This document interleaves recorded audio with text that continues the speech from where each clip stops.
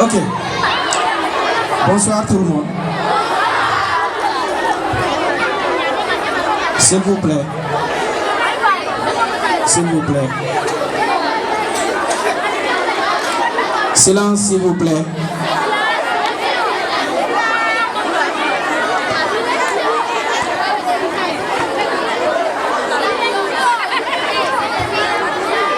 On peut commencer?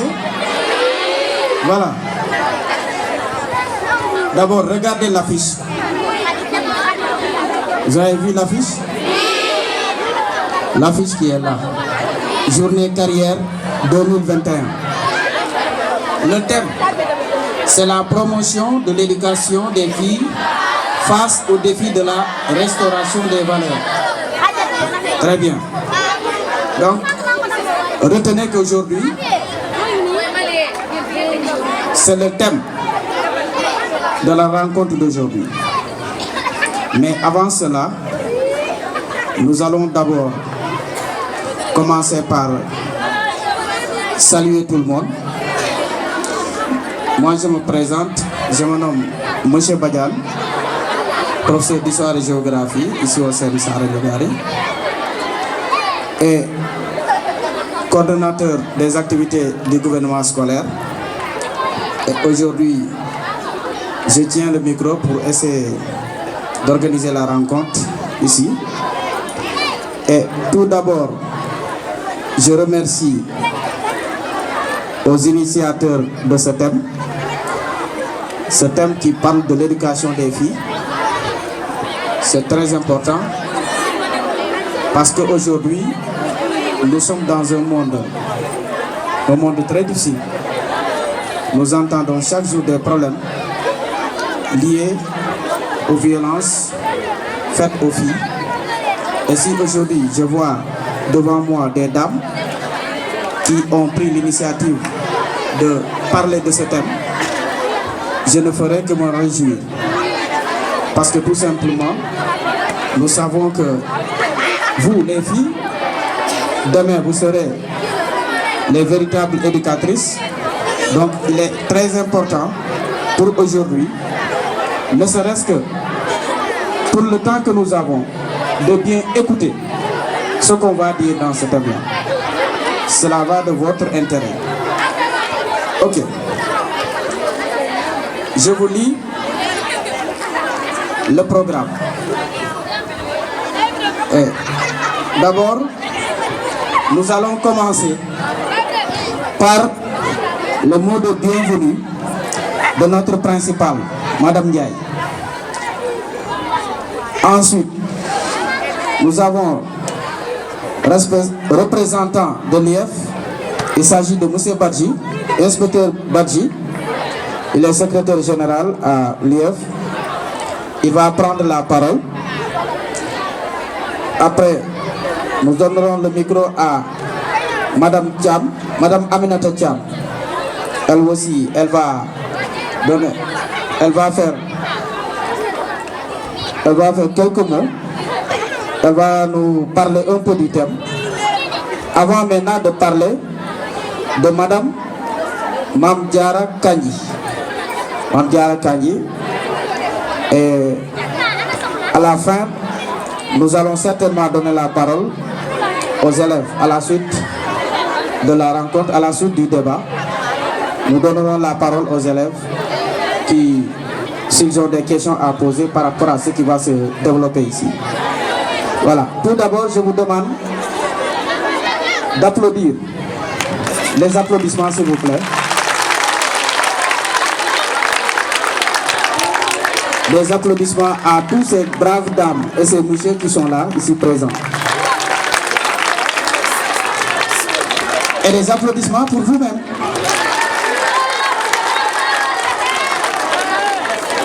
Voilà. Léegi balaa ñuy commencer waxtaan bi il faut que ñu def ay ñaan. waaw ay oustaz ñu defal ñu ay ñaan pour que ndaje bi ñu commencer ko ci jàmm yeggale ko ci jàmm ku nekk nga ñibbi sa kër ci jàmm, n'est-ce pas? Kon voilà dañuy jox kàddu gi oustaz yi. Merci, merci beaucoup, merci.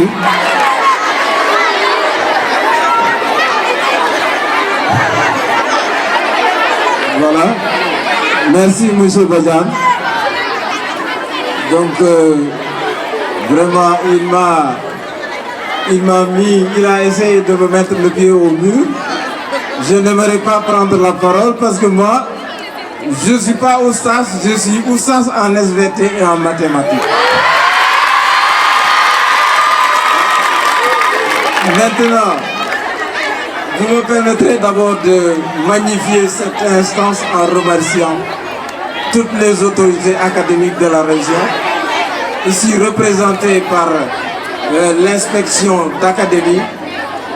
Après l'inspection d'académie viendra l'inspection départementale de l'éducation qui est représentée par l'inspecteur Badji, que je connais, à qui j'ai travaillé à l'inspection. Maintenant, vraiment aussi, je remercie les autres invités et mention spéciale à Madame la Principale pour les initiatives qu'elle a prises. Et on souhaite vraiment que l'école de Sarandjugari puisse être au devant de toutes les scènes scolaires. Ceci, chemin faisant, donc on m'a nommé de prononcer des prières, je ne vais pas de mots. Et je vais donc, comme d'habitude, étant musulman, nous allons chacun, les musulmans vont prier selon leur langage, et les chrétiens aussi peuvent prier selon leur langage. Et nous souhaitons que toutes ces prières convergent et soient rehaussées par Allah subhanahu wa ta'ala. Donc, nous allons réciter la sourate Fatiha et la sourate Salatu ala Nabi pour essayer de faire de sorte que la grâce divine puisse atterrir là où nous sommes et que le message puisse passer. Voilà, donc bismillah, on fait Fatiha et on met Salatu ala Nabi, bien Salatu Fatiha. اهدنا الصراط المستقيم صراط الذين أنعمت عليهم غير المغضوب عليهم ولا الضالين. اللهم صل على سيدنا محمد الفاتح لما أخلق والخاتم لما سبق ناصر الحق بالحق والهادي إلى صراطك المستقيم وعلى آله حق قدره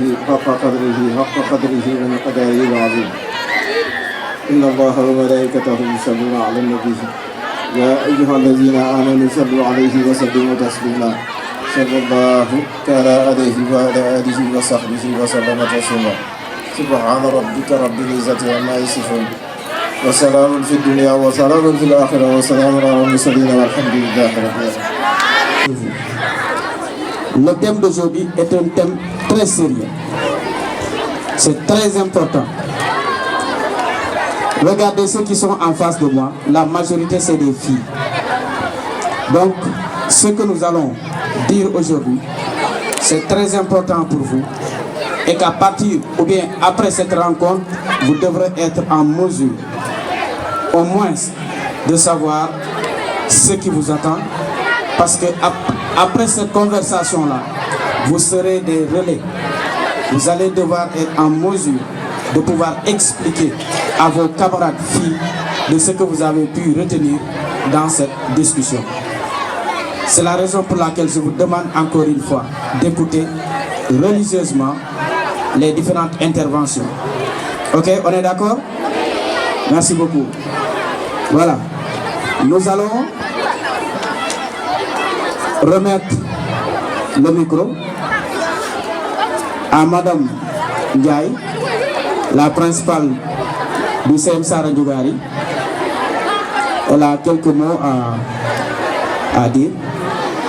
Merci madame.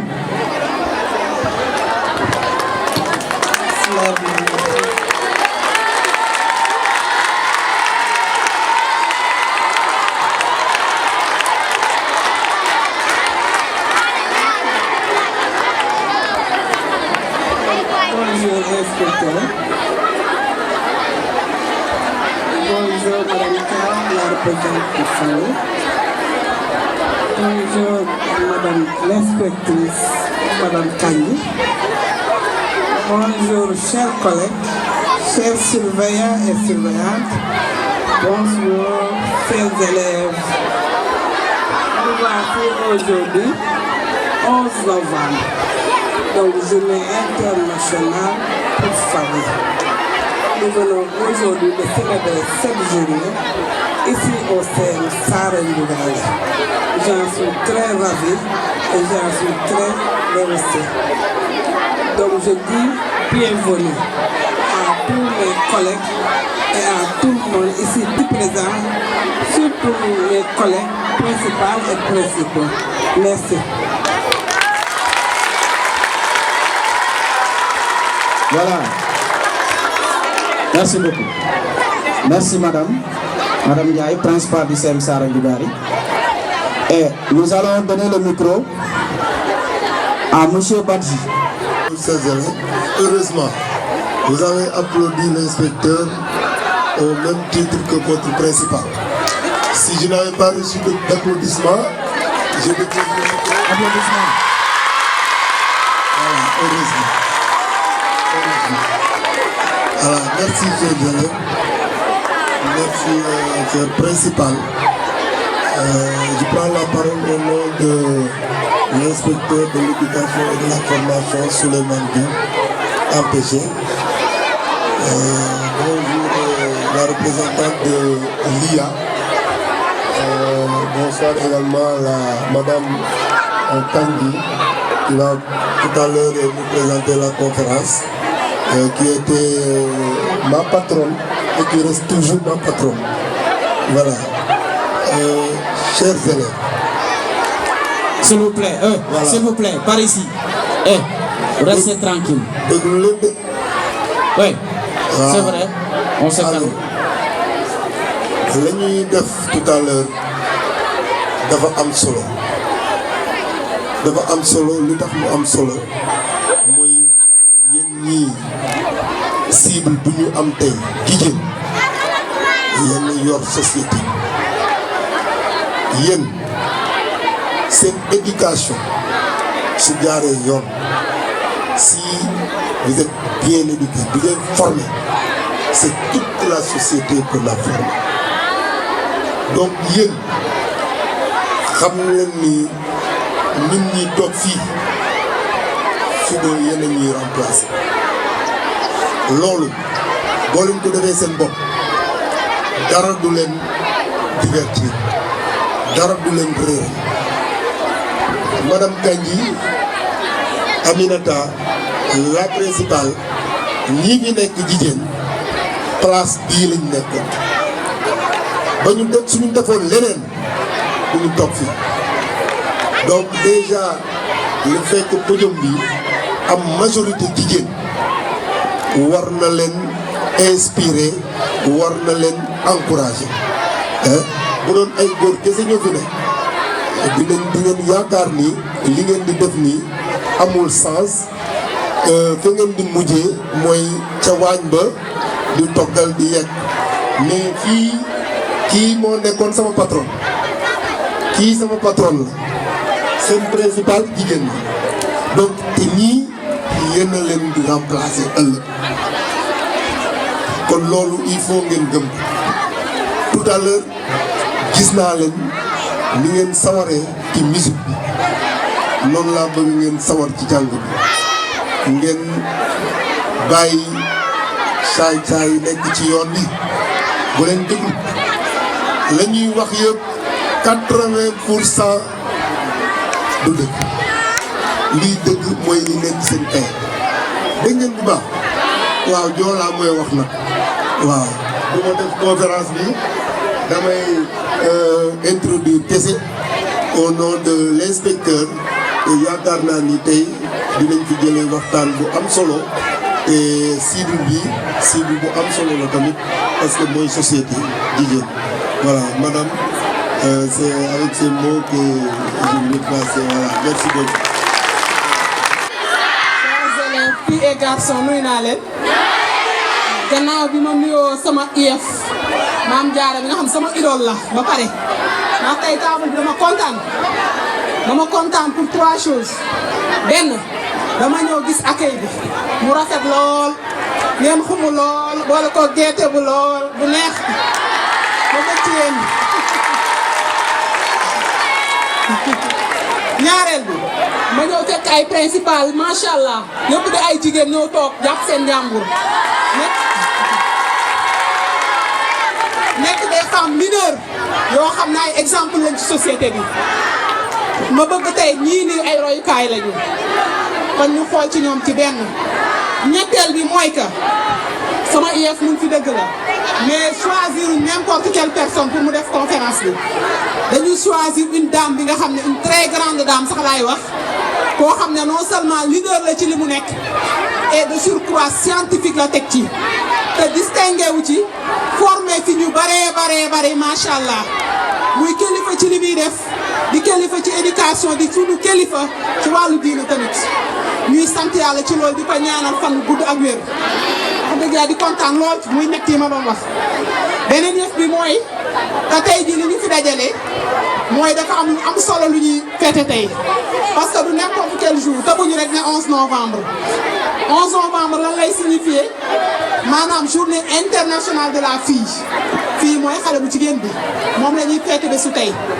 moo tax ñu ne comme bés bii dafa am solo ci xale yu jigéen yi nañ seet luñ ci def loo xam ne nii maanaam dinañ leen waxtaanal wax leen seen avenir wax leen lu bari loo xam ne ni am nañ potentiel boobu pour ñu xam ñoom ñooy kan xam ne boo xoolee société bi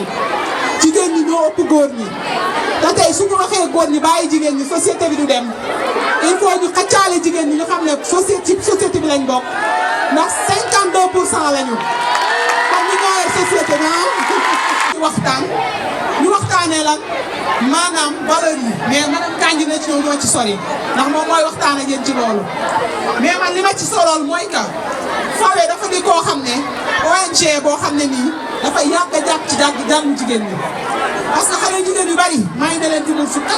plus de 460 xale jigéen yoo xam ne Fawe mooy jàpp seen njàng ba tey ñu doon ay kilifa am na fi daan yi tool yoo xam ne ñëpp Fawe jàpp na ci ñoom bañ toll kon Fawe mooy kan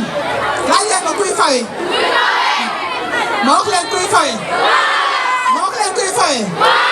Fawe daf di benn forum bi nga xamante ne moom la ñuy wax forum des éducatrices africaines boo xam ne ay ministre jigéen ay jigéen ministre ay influenceur jigéen ay décideur jigéen ay universitaire jigéen ñi nga xam ne ñaam la jigéen daf leen ñora ci seen réew ñu ne léegi ñoom nañ taxaw teg benn kuréel bi nga xamante ne pour jàppale jàngu jigéen ñi pour que xale yu jigéen ñi am koo xam ne nañ ko mën a teg seen tànk pour dimbale ko pour mën a sori ci seen jàng non seulement dugg école des école réussir ci école teral seen waajur rendre seen société ni ko société bi la donc Fawe amul ci loolu Fawe ne léegi loolu du ci yem parce que am na ñi nga xam ne à part xale jigéen ñi ñu leen bàyyi de côté dugaluñ leen donc léegi liñ bëgg mooy 20 éducation 50-50 góor fu taxaw jigéen taxaw fa lu góor man jigéen man ko lu góor inventé jigéen inventé ko ci côté lan ci côté science ak yeneen technologie donc ñu ne loolu nag comme dañ koo bëgg ci réew mënoo def lenn loo xam ne ci réew te àndoo ci ak borom réew yi ñu ne léegi dañuy boole gouvernement yëpp ci loolu boole ci ñaan aussi boole politique bu ñuy def ak programme bu ñuy def dañ ciy dugal njàngum jigéen ñi xool nu mu gën a baaxee ñu defar ko ba nga xamante ni jigéen dootu fi toog fii ñu naan jigéen ca kër ga rek la war a yem mais jigéen yaa ngi ci bureau yi table bi war na leen wax exemple bi tey kii ñu jël comme modèle jigéen la yaay la lépp la macha allah te tey jii mu ngi fi toog di suñu royukaay ñuy ñaan yàlla may ñu niroog moom mbaa ñu jege ko yéen tamit loolu laay ñaan yàlla may leen ko ngeen niroog moom jege ko su présidente nationale nag mooy Anta Fall Bass liggéey bi man yemuma ci man kenn dama ci ànd ak ki ñuy wax sama aayama mu toog ni mu Adja Dior mu ngi nit sama gannaaw yëpp kon yéen ñëpp ci lañ bokk ñu ñaan yàlla waxtaan bi nga xam ne ñu ko fas a waxtaan tey jii yàlla ngeen ci jëriñu yàlla nañ ci jëriñu te lépp lu ci dégg yàlla na doon lu barkeel jërë ngeen jëf merci beaucoup. royukaay la idole la moo tax balaa muy jël kàddu gi dinaa leen liiral ngeen xam jaar-jaaram xam parcours am xam kii yan diplôme la am ak la mooy cëram ci région de Kaolack wala au niveau national. Ok, pour cela dama bëgg ngeen noppi s'il vous plaît ngeen déglu mën naa commencer.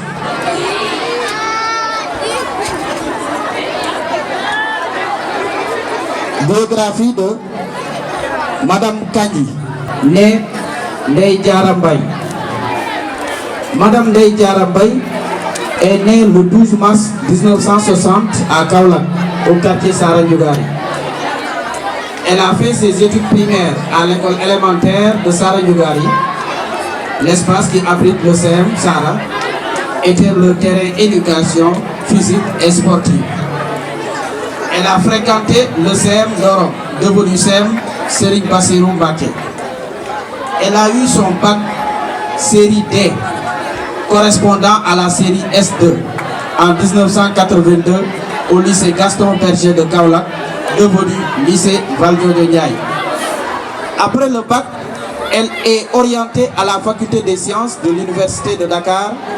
devenue université Cheikh Anta Diop, au département des sciences physiques, physique chimie ou PC. Elle sort de cette faculté avec une maîtrise de sciences physiques ou PC en 1987. Elle est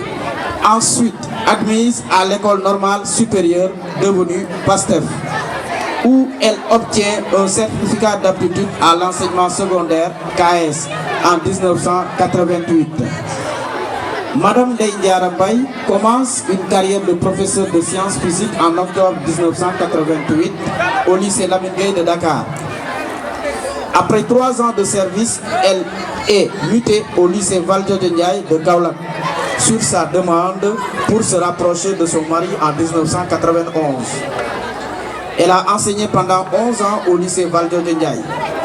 En 2002, elle est nommée conseillère pédagogique itinérante de sciences physiques au pôle régional de formation de Kaolack. En 2005, elle a réussi au concours des inspecteurs de l'éducation moyenne secondaire, option établissement et vie scolaire. Après sa formation au Centre international d'études pédagogiques CIEP de Paris, elle est affectée à l'inspection académique de Kaolack. À l'IA de Kaolack, elle occupa les postes d'inspecteur vie scolaire et responsable du bureau genre pendant 9 ans. Pendant son séjour à l'IA de Kaolack, elle a fait la formation des ingénieurs de la formation au Centre africain d'études supérieures en gestion, CESAC, de Dakar en 2010-2011. En 2014, elle réussit au concours des inspecteurs de l'éducation de la formation et devient IF à IF de Birkelane pendant 4 ans. Puis IF de Kaolack département jusqu'à la retraite en 2020. Elle a été élevée au rang de chevalier de l'Ordre national du Lion par le président de la République. Malgré cette carrière riche d'expérience, Madame Kandji a su allier ses tâches d'épouse et de mère de famille avec ses activités professionnelles. C'est l'occasion pour elle de rendre un hommage mérité à son mari et à ses enfants pour leur appui précieux et leur accompagnement permanent durant tout ce parcours. Actuellement, Madame Kandji est à la retraite. Elle remercie le bon Dieu de l'avoir maintenue en vie et de lui donner la force de continuer à servir son pays. Car elle est persuadée que tant que l'être humain est en vie, il doit être utile à son peuple. C'est cette conviction qui l'a poussée à accepter à prendre un poste de formatrice en législation et déontologie au CRPE de Kaolack. Présentement, Dieu merci, Madame Kandji cumule ce poste de formatrice avec son poste habituel de femme au foyer. Des applaudissements. Allez. Les applaudissements. De l'inspection d'académie de Kaolack. Mesdames, Messieurs, les principaux de collège, mesdames, messieurs, les professeurs, honorables invités, chers élèves, comme celles qui nous réunissent ici, elles sont à encourager, d'autant qu'elles replacent l'école dans sa véritable mission, celle d'éduquer. C'est donc l'occasion pour moi de dire toute ma fierté d'être parmi mes nièces, mes petites filles de Sara Ndiougarry, pour les accompagner sur le chemin de l'excellence. Donc j'ai dit mes filles et mes nièces parce que moi je suis natif de Sara Ndiougarry. Sara la juddoo, Sara la yaroo, Sara la jàngee école élémentaire bii ñu dendal. Donc yéen samay jarbaat ngeen, samay doom ngeen, mais ñenn ñi samay sët lañu. En effet,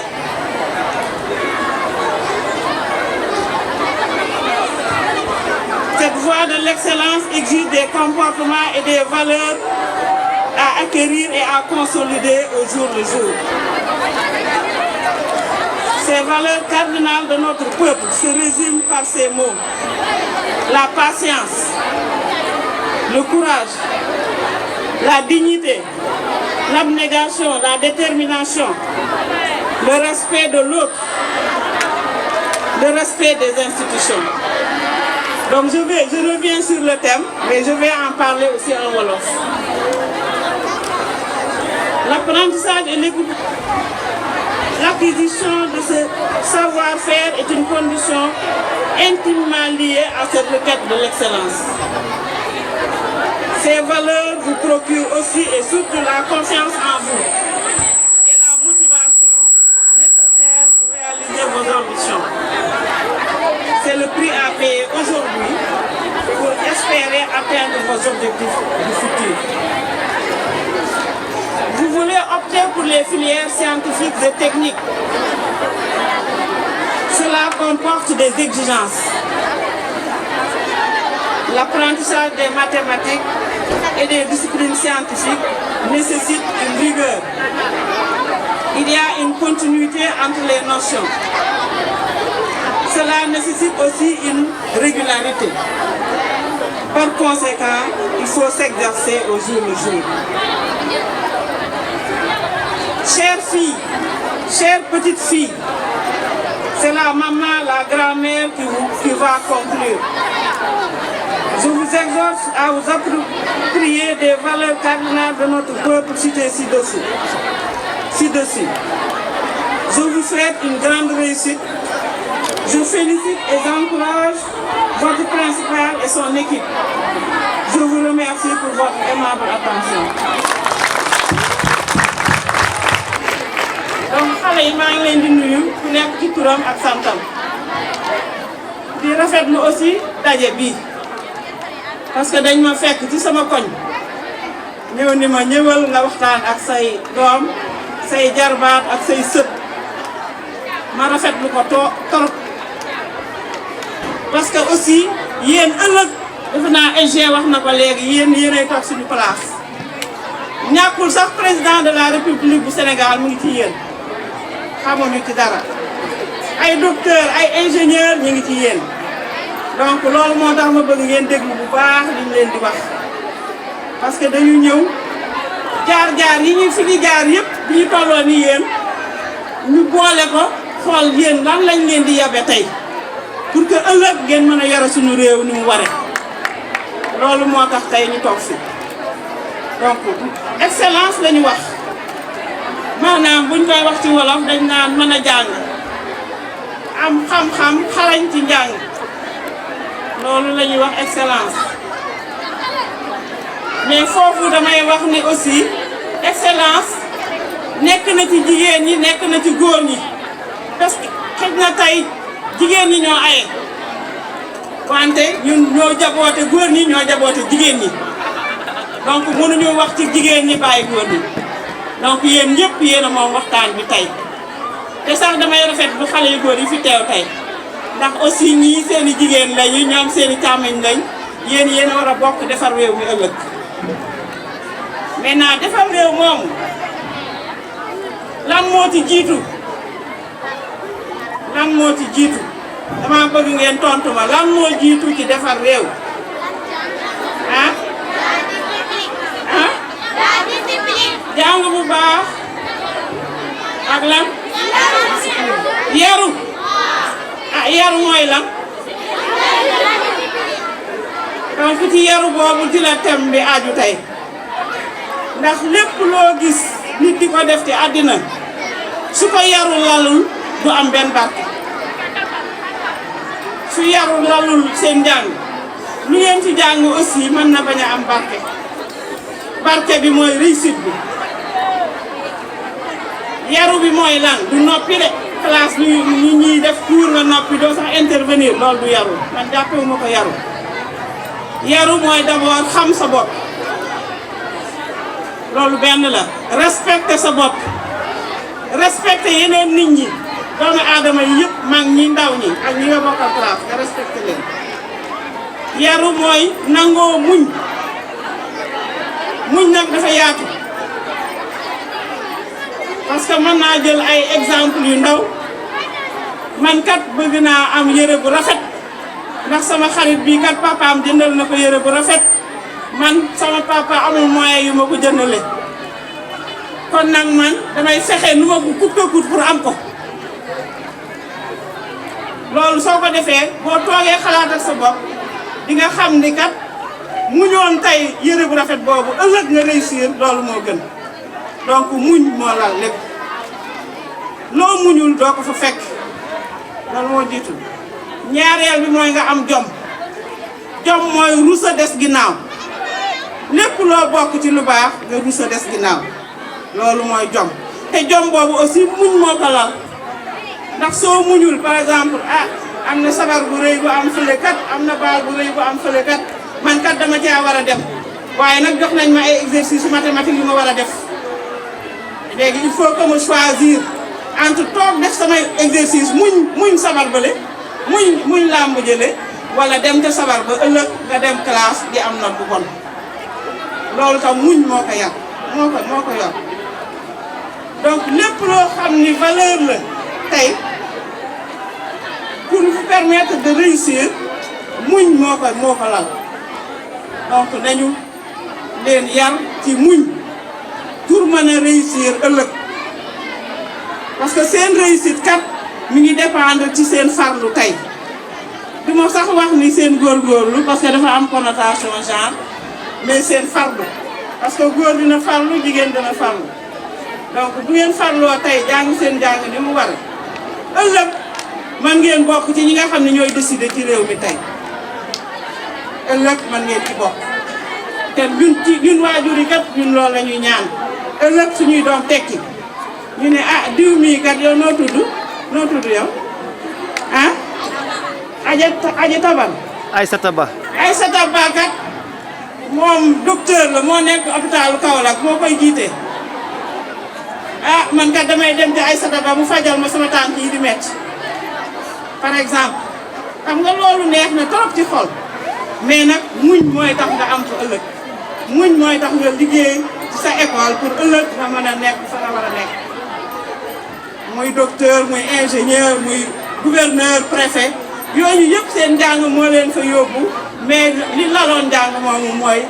valeur yi nga xam ne jëm nañ ko jom ji muñ ji abnégation maanaam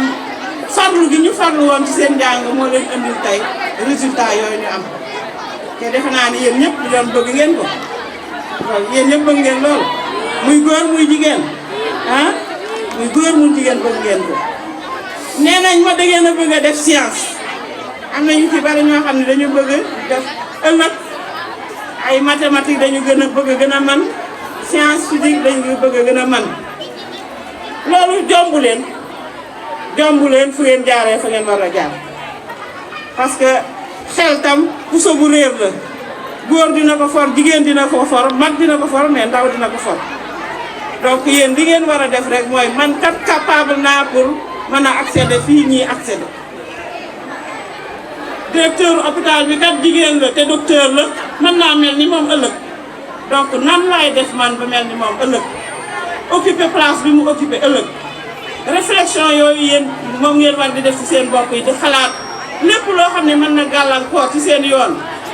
loolu ngeen bëgg ëllëg ngeen teg ko fële tey pour que ngeen mën a góorgóorlu pour que ëllëg ngeen bokk ci ñi nga xam ne ñii ñoom la ñuy cité ngeen mën a bokk ci ñi nga xam ne ñooy décider ñu mën a bokk aussi ci ñi nga xam ne ñooy développer réew bi ëllëg donc ci gàttal man ci ñaari point yooyu laa axé woon sama intervention d'abord valeur yi maanaam muñ bi ngeen war a muñ jom bi ngeen war a àndal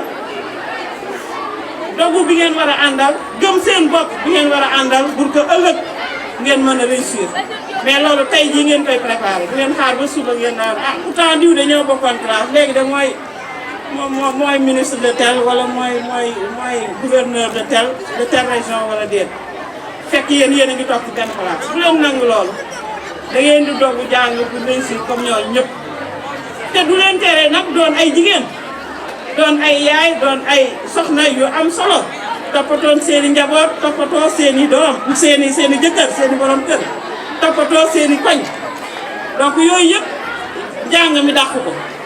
mën ngeen jàng ba réussir te du tere ngeen doon ay jigéen di doon ay soxna di doon ay yaay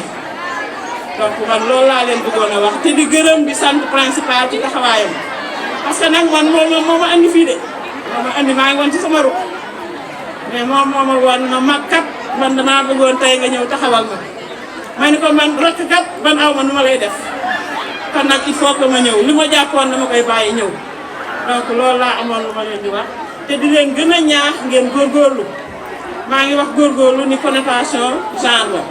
maa ngi leen di gën a ñaax ngeen farlu doon ay jàmbaar parce que jigéen dina doon jàmbaar góor tam dina doon jàmbaar ngeen doon ay jàmbaar te bëgg naa aussi bala ma fiy jógee ngeen posé ma ay question ci li ngeen xalaat ci lépp li ñu wax fii su ko defee ñu wax ndax waxtaan la de causerie la nekkul conférence man bi ñu waxee conférence sax dama xaw a jaaxle mais du conférence lii waxtaan la ndax mënoon naa ñëw sax bañ a bind français ñëw wax ak yéen directement ci suñu langue nationale muy wolof waaw donc nag yéen maa ngi leen di xaar ay sata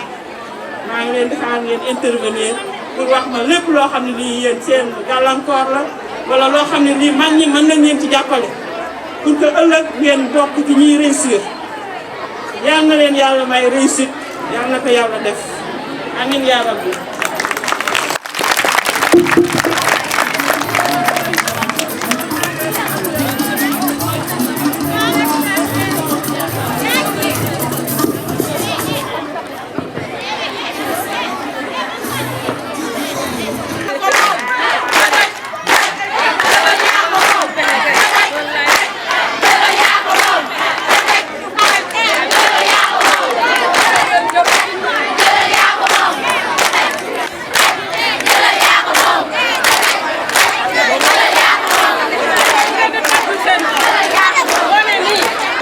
bu baax a baax di kontaan nag ci yéen ndax teewaay bi macha allah rafet na ànd naag ambiance ànd naag neex te yaakaar naa ne li madame Kandji développé léegi déglu ngeen ko bu baax a baax. ñu dégg ngeen ko bu baax a baax li mu wax ci valeur yi ci li nga xam ne moom mooy solo si nga xam ne njàngum xale bu jigéen am na ko xam nga wax na fi sànq ci biir waxam. mais il faut nga bàyyi dara ngir mun a am dara waaye bu fekkee doo ba dara pour nga am dara dina xaw a jafe de dama leen di laaj nag benn question ndax damay faral di def école bu ma dem dama ko fay laajte ndax yéen a ngi jàng yéen a ngi jàng bu baax a baax wóor na kon nag ñu dem. yëf yi man ak yéen la nag dama bëgg ngeen limal ma chaîne télé yi ngeen xam ci Sénégal yéen ak yàlla limal leen ma ko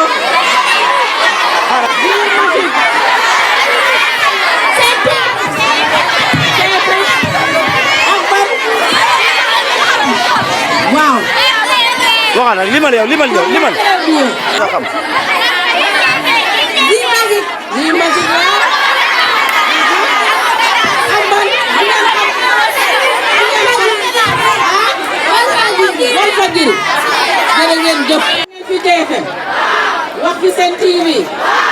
fa gi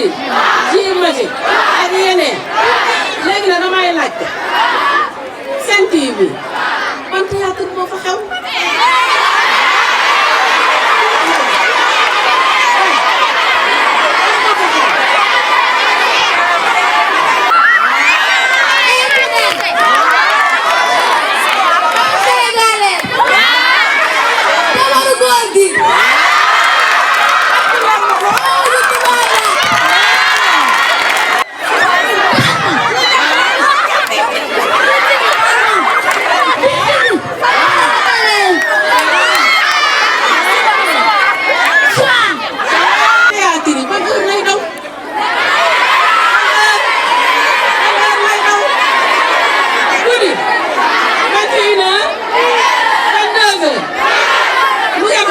léegi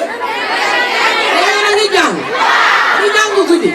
ñu ngeen def ba xam théâtre ya ah ñu ngeen def ba xam ko lay laajte ah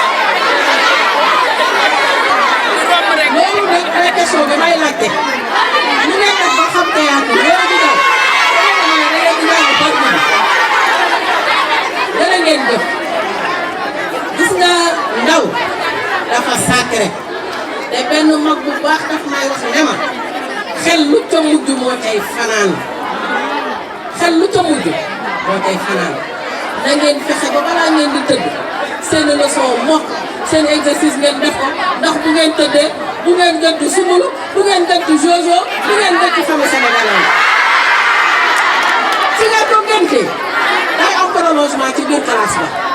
boo xëysee ñu ne waa ami gis nga démb soir nga mu def gis nga famille sénégalaise ñu ko tóor def ñu jom ba ngeen commencé waxtaan su nga defee nag la prof bay wax raw la bu la rawee doo ko mën a jàpp kon nag bàyyi leen dara ngir dara li ma doon kaay ni doon wax loolu lay dëggal léegi di leen tàggu nag di leen jaajëfal bu baax a baax a baax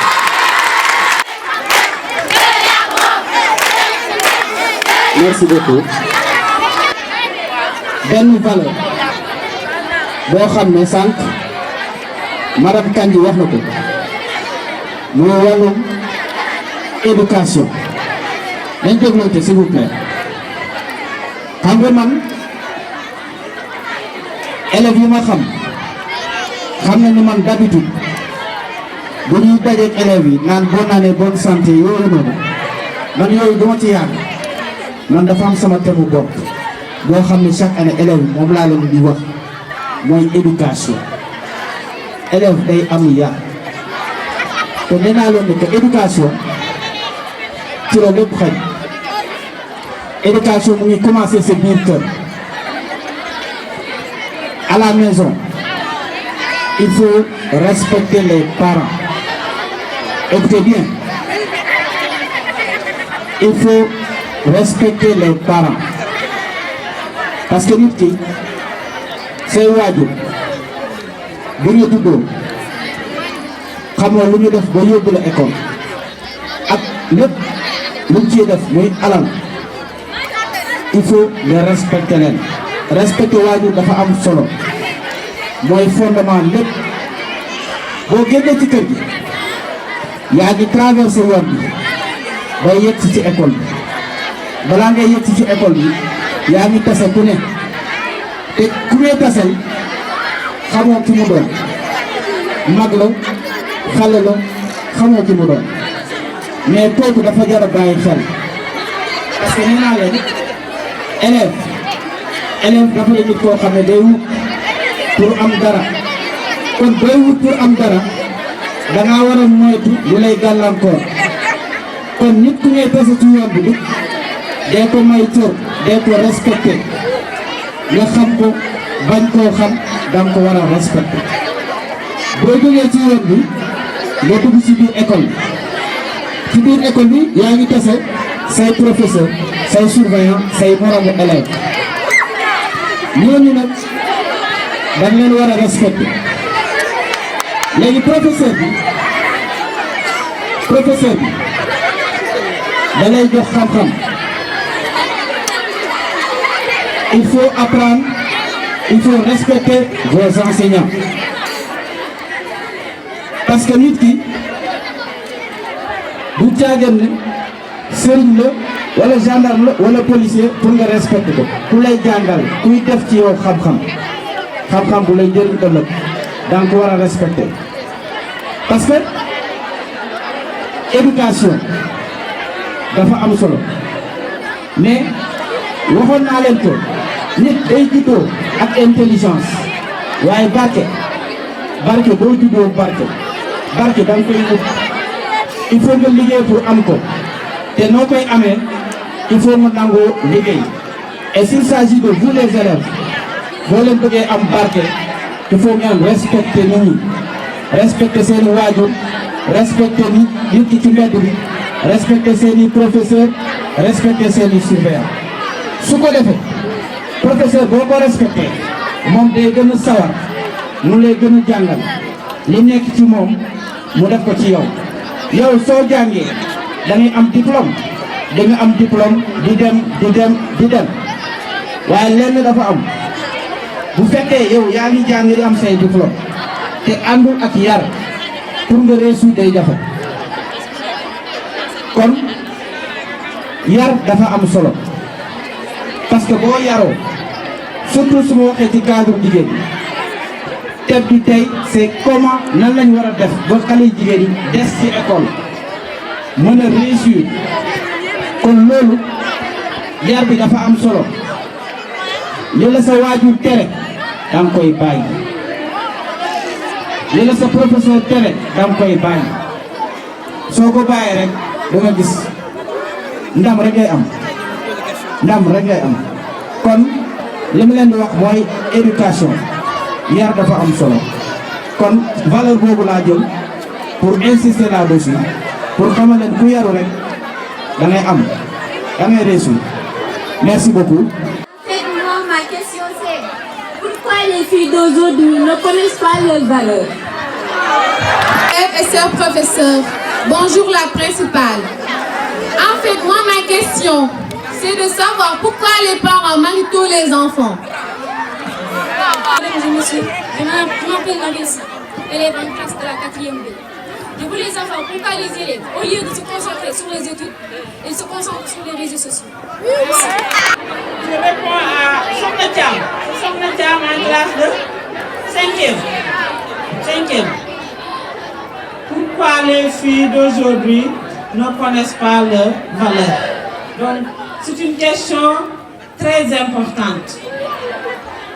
Et dans cette question-là, moi, je vois plusieurs responsabilités. C'est des responsabilités partagées. Pourquoi elles ne connaissent pas pourquoi les jeunes filles ne connaissent pas leurs valeurs?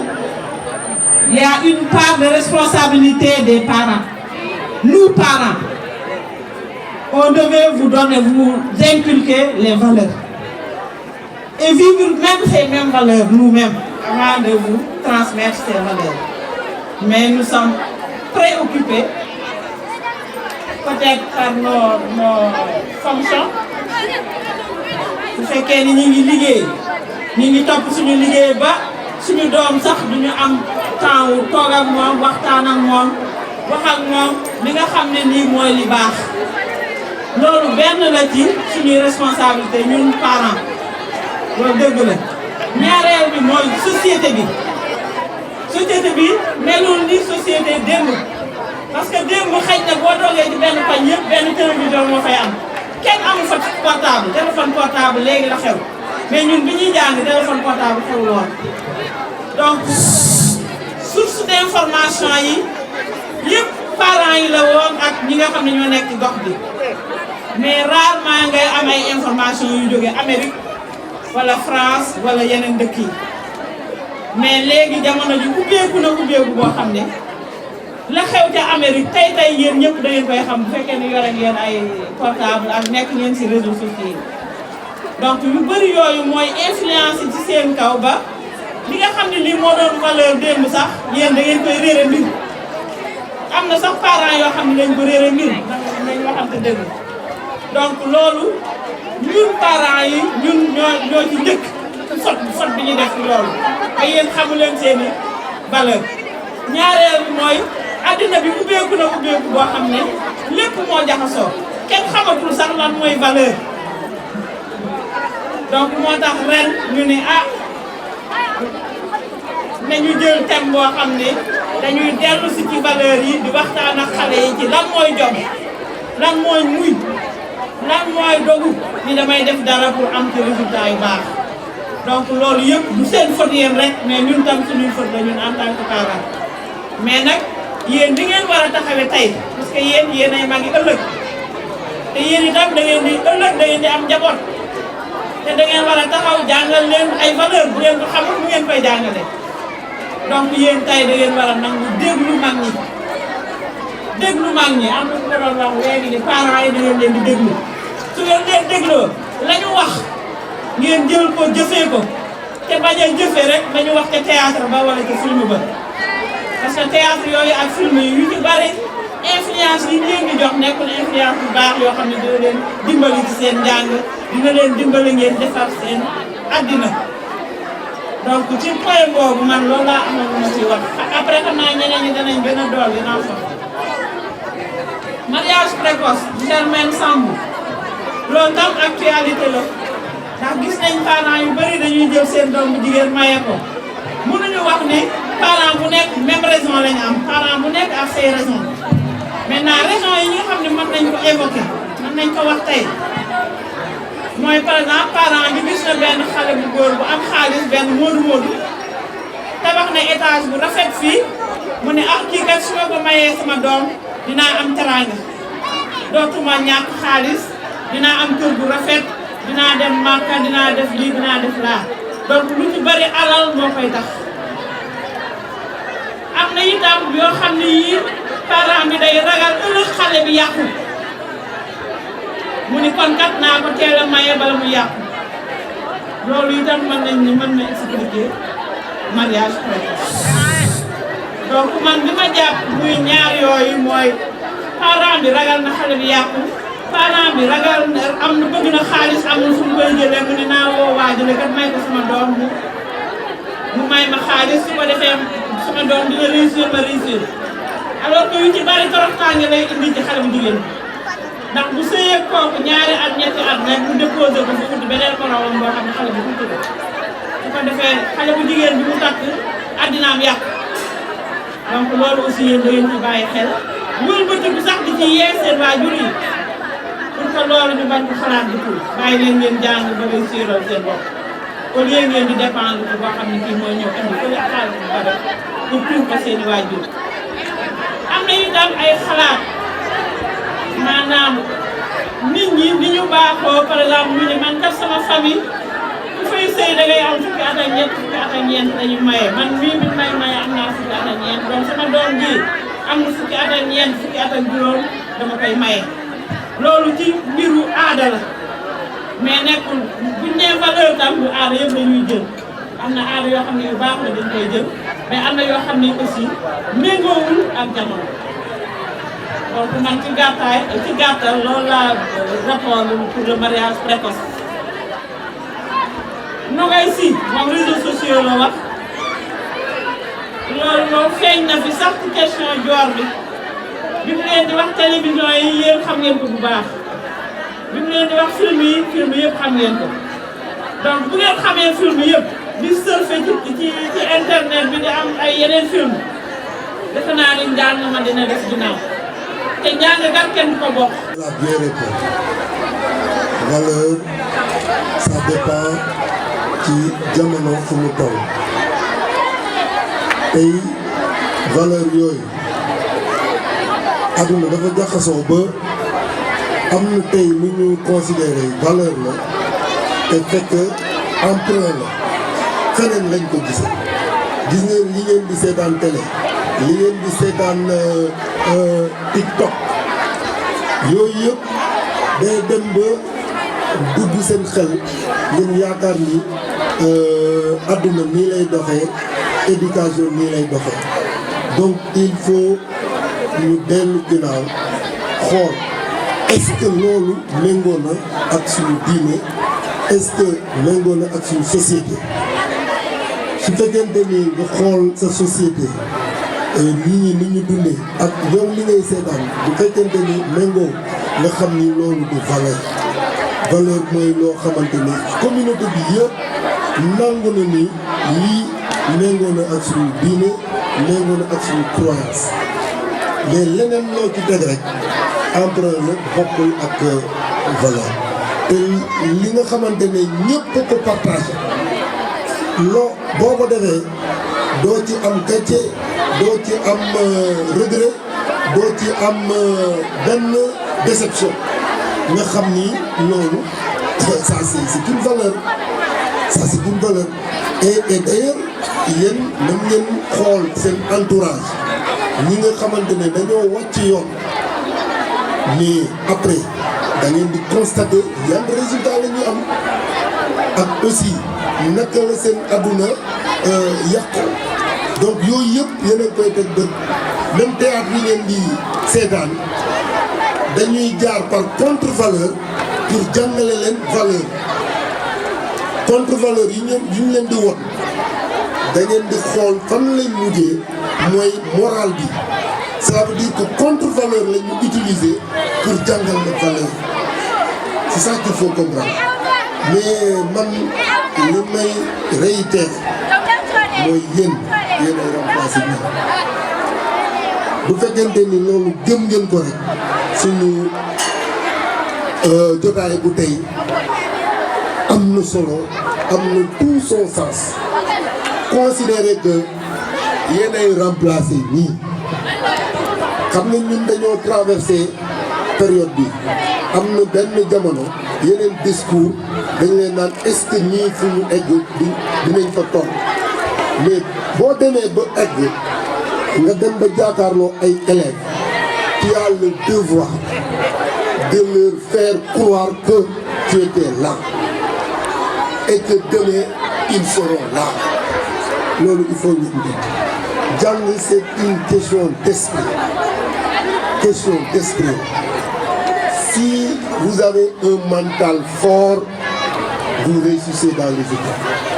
Si vous avez un mental faible,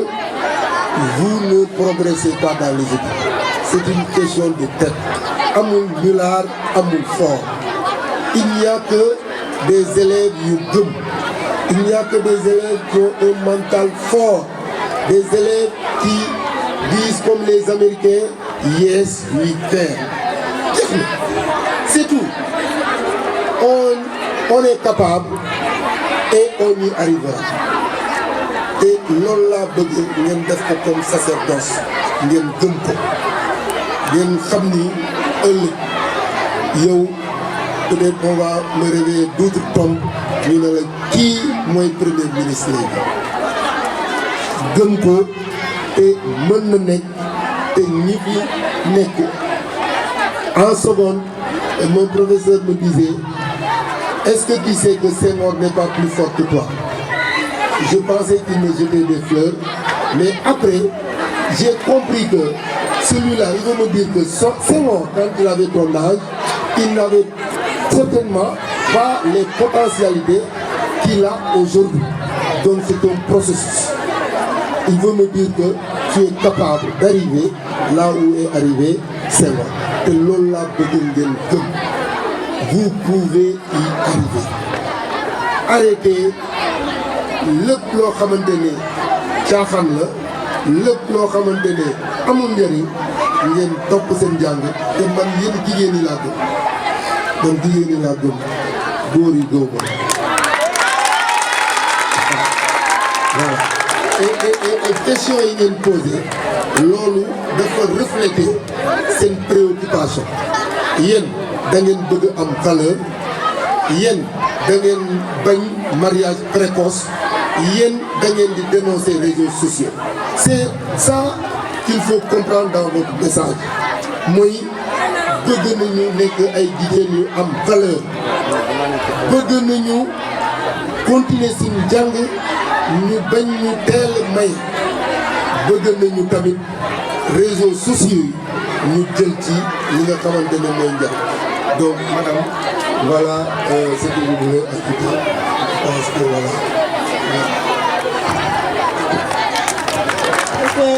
fan la wax fa la defee moyen secondaire Serigne Bassirou Mbacké xam ngeen fi mu dëkk seen kër ak école bi benn la kon gis ngeen distance ba mu doon def donc yéen boo leen juddoo seen yaay ak seen papa gàtte leen réew mi gàtte leen état bi gàtte leen da ngeen war a xam yéen li ngeen doon foofu laay wax ak yéen parce que léegi fu nekk ngeen am seen boo leen bëggee jàng rek amu leen problème ku gëstu yaa ngi gis école yaa ngi gis élémentaire wala seen kon loolu war na leen a gën a soññ ngeen gën a góorgóorlu ki bëggul def mariage précoce nag dafay won waajuram lan moo tax bëggul def mariage précoce kiy jàng am fit di tontu si yar ak teggin kooku kenn bu ko maye parce que ku nga bëgg a maye man dinaa ci taxaw sama morom dina ci taxaw ba duñ la may mais bu nekkee boo génnee école 18h doo ñibbi sa kër ba 20h bu sa yaay ñëwee fii jàmbat loolu jàmbataat bu la mayee man damay wax ne na mucc ndax maye bi yëpp mucc la ci bëgg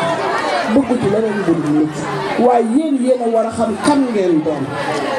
fi jamono tollu jigéen dafa am valeur bu am doole valeur bi mooy dafa war a doon dara góor ñi soxlaatuñ ku amul dara ak ku jàngul dara lañ bëgg mooy koo xam ne su jàppee fii moom mu jàpp fee. Vraiment, je vous remercie et j'apprécie à sa juste valeur votre patience. Et c'est comme ça la vie. La vie, il faut être patient. Et je pense que avec ce qu'on vient de constater, nous sommes en droit de dire que le message est bien passé et que les enfants vont traduire cela en actes concrets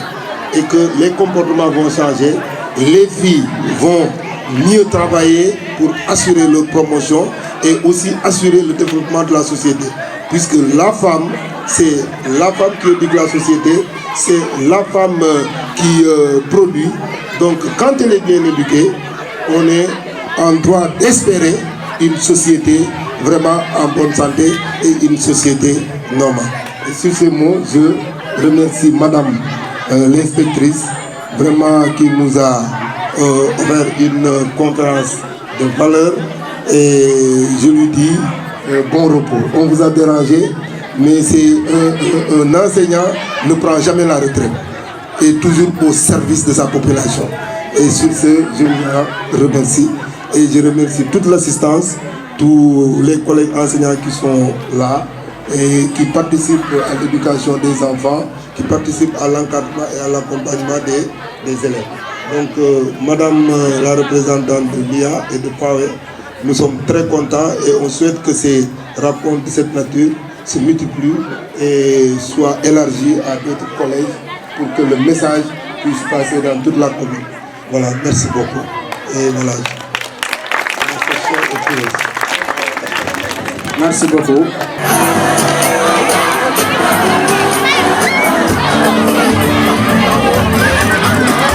Yeah.